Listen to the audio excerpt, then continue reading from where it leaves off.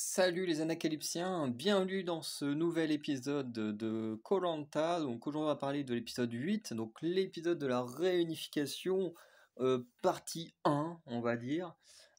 Très déçu, je pensais que euh, la société qui fait koh allait enfin comprendre que depuis le confinement on en a marre des épisodes coupés en deux, surtout qu'à l'époque du confinement ça faisait sens d'avoir ces épisodes coupés en deux, puisque on découpait les épisodes afin de garder du divertissement le plus longtemps possible pour les gens qui sont enfermés chez eux. Donc, même si ça cassait le rythme d'un épisode classique de koh, on pouvait comprendre leur objectif. Et honnêtement, pendant le confinement, je le comprenais.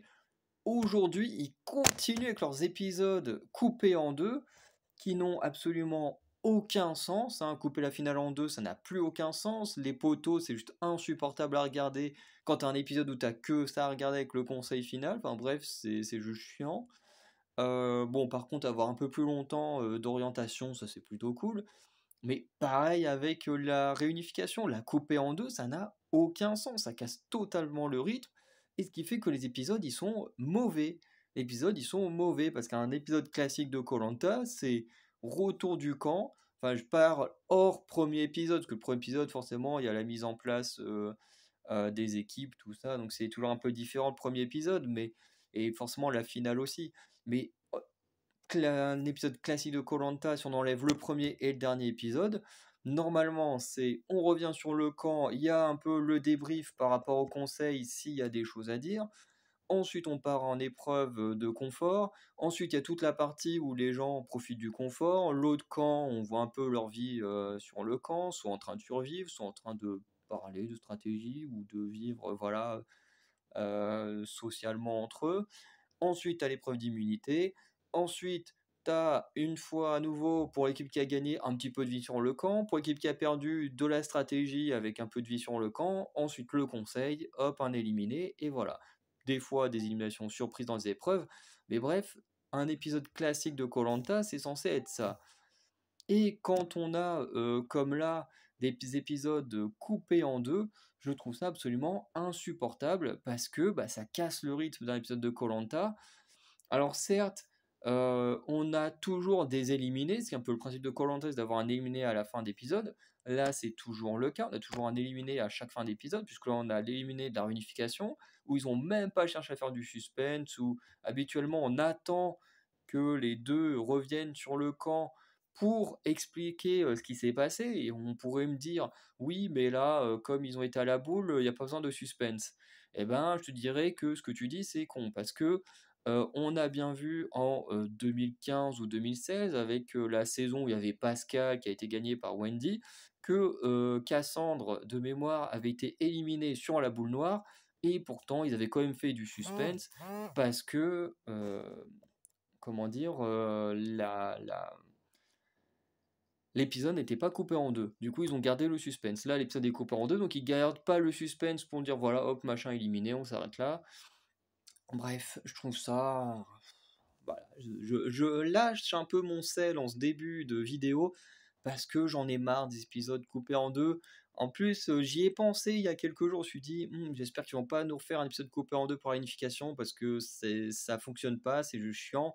Et avec l'épisode d'aujourd'hui, on l'a encore plus vu que c'était chiant parce que, encore, tu coupes l'épisode en deux, mais tu fais des bonnes épreuves parce qu'on ne sait pas encore trop ce qu'il y aura comme épreuve la semaine prochaine. Ça a l'air d'être quand même quelque chose d'assez dynamique, donc ce sera pas trop mal. Mais, ça n'empêche pas euh, comment dire, que si ton épreuve elle est mauvaise, bah ton épisode coupé en deux, il va forcément être mauvais. Là, globalement, on n'a que de la discussion, dont notamment des discussions qui ne servent à rien, hein. Par moments, on a vu des discussions qui étaient totalement inutiles, voilà, qui vont passer le temps parce qu'il faut quand même que voilà, l'épisode se termine à une certaine heure. Et, euh, et voilà, quoi. Et du coup, moi j'ai juste une chose à dire à la production. Bon, je sais très bien qu'ils verront jamais cette vidéo, mais si vous voulez faire des épisodes coupé en deux, prévoyez des épreuves passionnantes pour ces moments-là. Parce que là, ok, on a une épreuve euh, typique de koh, une épreuve légendaire, mais qui est hyper ennuyeuse à regarder. Et quand ensuite le reste de l'épisode c'est que de la discussion, que de la discussion, que de la discussion, et en plus c'est même pas la discussion stratégique, c'est juste de la discussion dont on en a rien à foutre. Et en plus, comme on l'a vu avec nos deux ambassadeurs, ils sont tous les deux dans leurs promesses, c'est-à-dire on va tenir nos promesses, on n'ira pas donner des noms de quelqu'un d'autre, ce qui veut dire qu'il n'y a même pas de discussion stratégique pour quand on devrait éliminer machin, pour quand on devrait éliminer des trucs.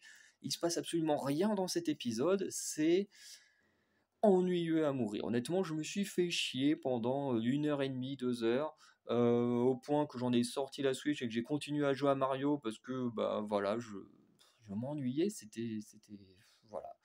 Bref, faut arrêter les épisodes coupés en deux, ou alors mettez-nous une épreuve un peu dynamique pour qu'on s'ennuie pas pendant la totalité de l'épisode. En plus, qu'on se tape les 3 pubs qui sont hyper longues, enfin bref. Voilà, j'ai lâché un peu mon sel, hein, c'est comme ça.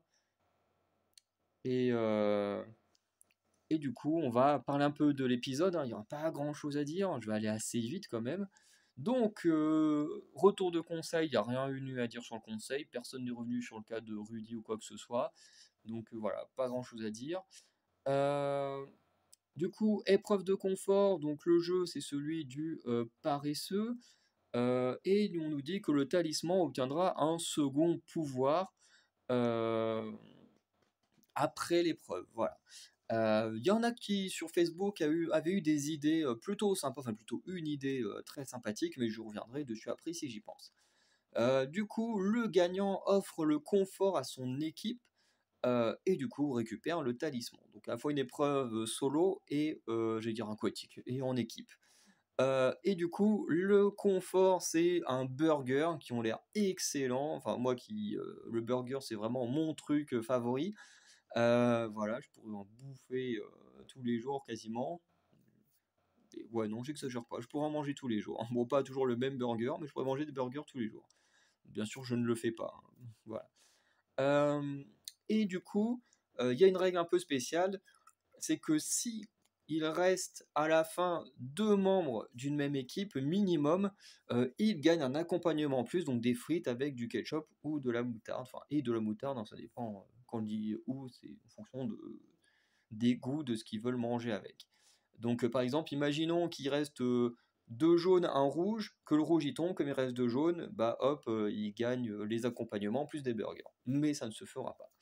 Bref, j'ai juste noté que Tania est la première à tomber au bout de 11 minutes et 30 secondes. Donc elle a quand même bien tenu, mais voilà, comparé à la gagnante, c'est vrai que c'est quand même un temps assez énorme, même si on est encore loin des records sur cette épreuve qui ont existé, hein. Euh, Ensuite, j'ai mis qu'au bout de 40 minutes, la moitié des rouges, la moitié des jaunes sont tombés. Donc déjà 6 personnes de tomber au bout de 40 minutes. Et il reste encore un peu plus d'1 heure d'épreuve avant que celle-ci se termine. Au bout d'1 h 30, les 5 aventuriers restants doivent prendre une position et ne plus bouger jusqu'à la fin. Et du coup, ces 5 restants sont Fred, Elena et Clémence pour les rouges et Julie et Nicolas pour les jaunes. Et du coup, il leur reste 18 minutes avant la fin. Alors quand je dis avant la fin, c'est parce que nous, on sait déjà, enfin, comme l'épisode est terminé, on sait déjà plus ou moins ce qui s'est passé. Du coup, un peu après ça, on a Clémence qui va tomber, suivi de peu par Nicolas. Et en tombant, Nicolas, du coup, fait que les jaunes ne peuvent pas gagner les accompagnements si Julie emporte l'épreuve. Ensuite, on a Fred qui va tomber également dans l'eau, et ce qui fait que personne n'aura d'accompagnement, puisqu'on a une finale entre Elena et Julie. Alors, en fait, on la voit tellement peu à l'écran que je retiens pas son nom. Pourtant, des Julie, j'en ai connu plein dans ma vie, mais le fait qu'on la voit jamais, j'arrive pas à la retenir. Du coup, au bout de 1 h 48 minutes, Julie finit par tomber à l'eau, enfin, surtout elle a bougé, du coup, ensuite, obligée de descendre, et fait que Elena remporte la victoire, donc elle récupère le talisman, et en même temps, elle apporte le confort à l'équipe des Rouges. À côté de ça, Denis annonce la réunification. Et du coup, Elena va obtenir un second pouvoir avec le talisman, puisqu'elle peut se protéger ou protéger quelqu'un au conseil de la réunification. Je suis désolé parce qu'on m'envoie des messages en même temps, ce fait que ça fait bouger mon téléphone. Du coup, oui, comme je disais, elle peut se protéger ou protéger quelqu'un au conseil de la réunification. Et également son deuxième pouvoir, alors quelqu'un, comme je disais sur Facebook, avait une idée qui était très bonne, c'est qu'on avait vu avec Rudy que le talisman, à un moment donné, enfin c'est quand Gilles avait gagné le talisman, mais Gilles avait pu choisir Rudy, qui avait permis de reconstituer les deux équipes. Ce qui du coup pouvait donner pas mal d'idées aux gens d'idées d'utilisation du talisman pour la réunification. Et c'est vrai que moi j'ai jamais pensé à l'avance que le talisman pourrait servir pendant la réunification. Et c'est vrai que c'est un peu idiot de ma part parce que c'est plutôt logique en fait. Euh, et du coup, une personne, genre je sais plus c'est qui, mais qui a une très bonne idée, c'est que le talisman aurait pu permettre à son détenteur de choisir les deux personnes qui iraient aux ambassadeurs. Ça aurait été un pouvoir hyper puissant, mais en même temps, le talisman est déjà cheaté à mort et détruit totalement les stratégies mises en place. Donc, vu où on en est avec le talisman, hein, autant le rendre encore plus cheaté, hein. Mais j'avoue que ça aurait été intéressant que le talisman puisse permettre d'envoyer des gens aux ambassadeurs. Et du coup, ça aurait permis en plus à son détenteur d'expliquer un peu stratégiquement ou affectivement pourquoi elle choisit telle ou telle personne pour aller aux ambassadeurs. Mais malheureusement, ce n'est pas ça son pouvoir. Mais le pouvoir du talisman pendant l'unification reste quand même hyper cheaté, puisque cela fait que tu ne peux pas être éliminé par les ambassadeurs, et du coup, par extension, bah, tu ne peux pas aller aux ambassadeurs, puisque effectivement, aller aux ambassadeurs, c'est un risque d'être éliminé. On l'a bien vu dans cet épisode et dans d'autres épisodes, que voilà, si tu veux aller à la boule noire, voilà, c'est un risque de ne pas survivre à l'aventure. Donc, après ça, les équipes doivent choisir leurs propres ambassadeurs. Chez les jaunes, c'est Grace qui va aller aux ambassadeurs et promet de ne pas aller à la boule noire. Et c'est la même chose pour Nicolas et Gilles, même si Gilles va très rapidement abandonner l'idée d'aller aux ambassadeurs. Et il va dire une phrase que j'ai trouvée totalement con, c'est «Je ne vois pas finir l'aventure sans Grace». Alors j'ai trouvé ça très con, et en fait ce qui est bien c'est que c'est Grace qui va répondre à ma place en disant, enfin en expliquant plus ou moins à quel point c'est idiot, c'est que Grace ça va dire euh, il, il doit rester combien de personnes à la fin? Du coup je vais dire un. Du coup voilà, Grace répond elle-même à pourquoi cette phrase est débile. Parce que effectivement, koh c'est un jeu où il ne doit en rester qu'un.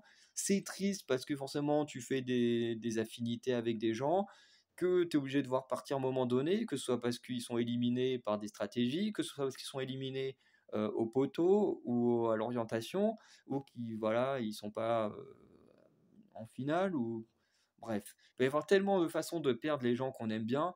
Et c'est vrai que J, il a un peu ce côté quand même où il va jouer, être un peu stratège. En même temps, des fois, il a un peu ce côté Loïc et tout ça, en mode ah, j'ai pas envie de voir perdre les gens, nana. J'aime pas Grâce hein, dans le jeu, mais elle a totalement raison, hein. Il peut y avoir qu'un seul vainqueur, tu dois pas commencer à t'apitoyer sur le sort de tes alliés. Du coup, les filles vont préférer que ce soit Grace qui aille à la réunification, tout simplement parce qu'ils disent que Gilles, voilà, c'est quelqu'un qui a beaucoup parlé, qui du coup pourrait vite se perdre et être manipulé, tout ça, et que Nicolas, il veut trop jouer le chevalier blanc, et que du coup, bah, voilà, ça pourrait lui jouer des défauts à cause de son ego. Et que Grace, comme elle a l'air hyper déterminée, bah, du coup, faut qu'elle y aille. Au final, Nicolas, en ayant écouté un peu tout le monde, il va prendre la décision de quitter la candidature de ambassadeur, et c'est donc Grace qui va s'y rendre.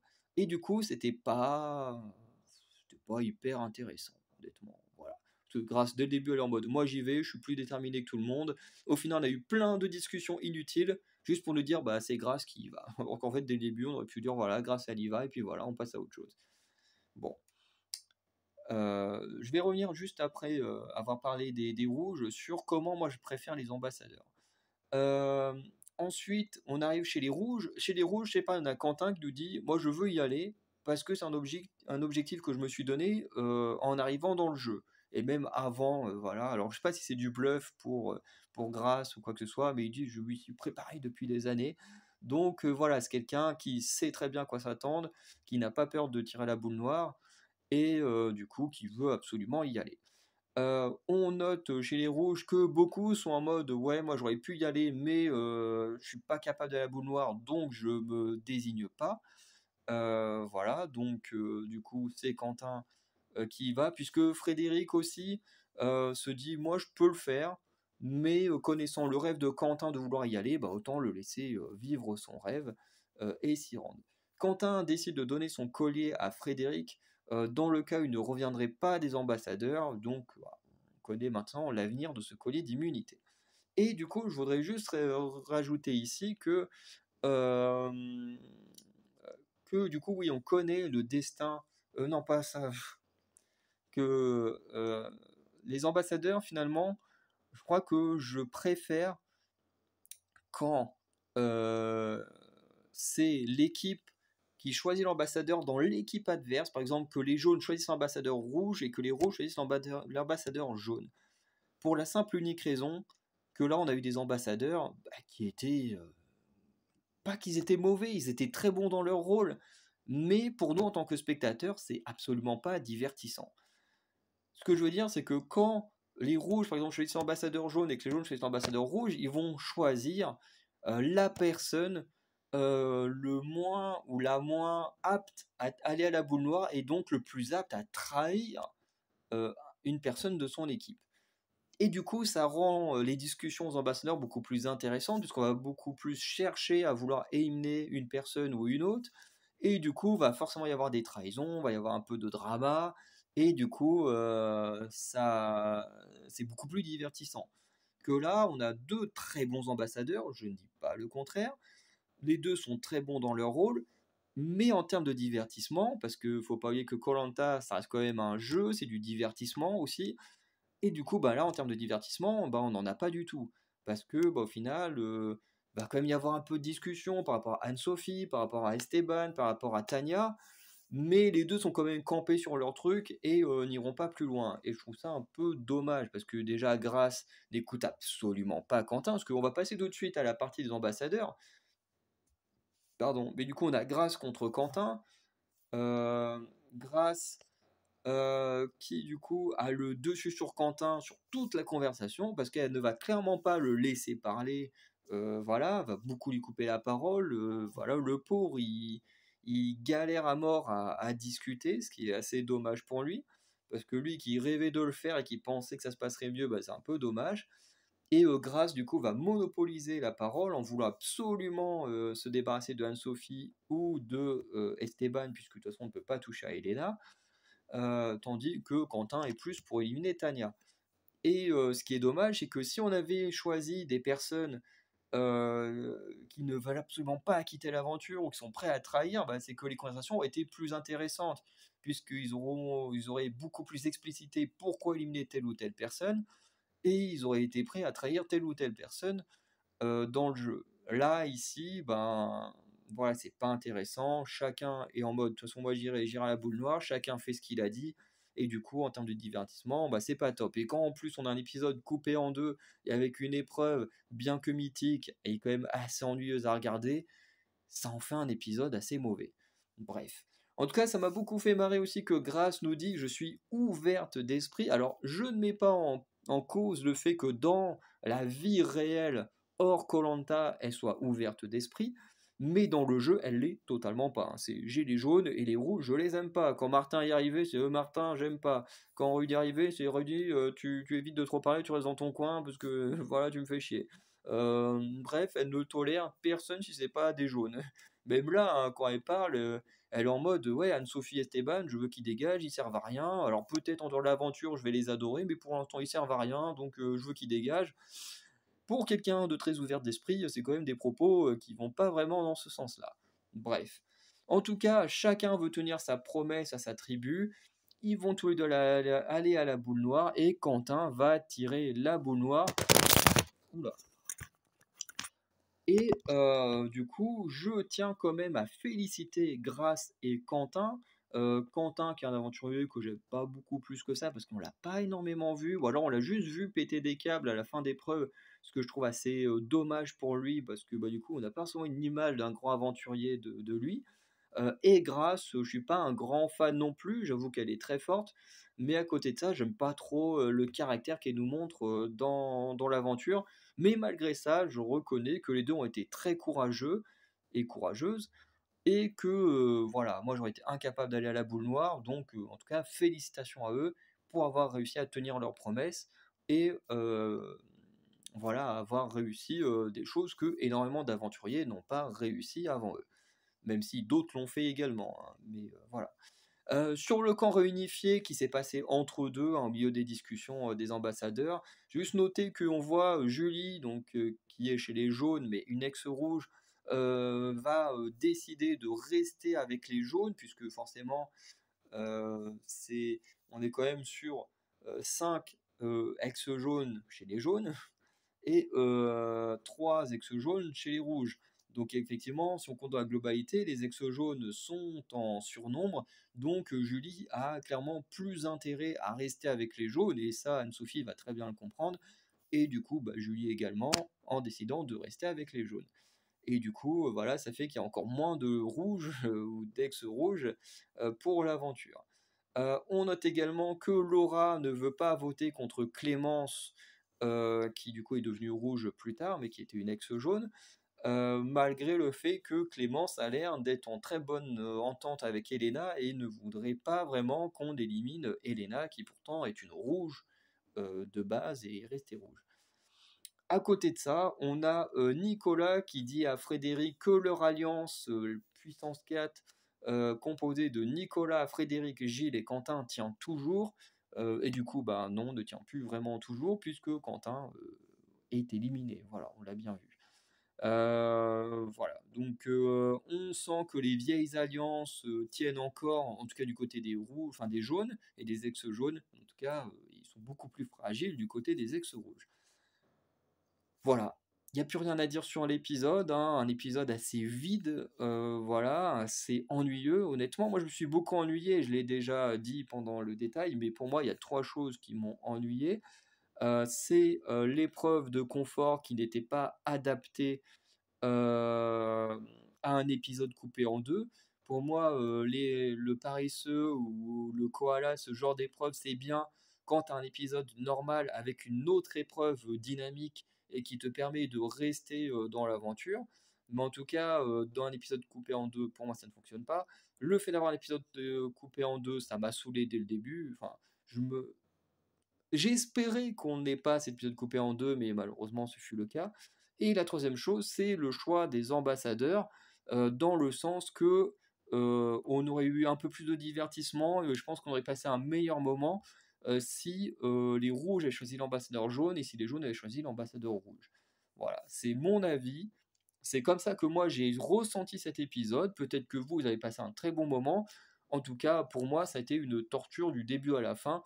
Et ça m'énerve parce que j'adore la réunification, même encore hier ou avant-hier, ou même peut-être tout à l'heure, je ne sais plus, mais très récemment, je disais à quelqu'un sur Facebook, j'ai très hâte de voir cet épisode, parce que la réunification, c'est toujours un moment que j'adore, qui est très divertissant, et là, bah, malheureusement, c'est pas le cas, et ça m'énerve d'avoir été déçu d'un épisode qui, en général, est vraiment très cool à regarder.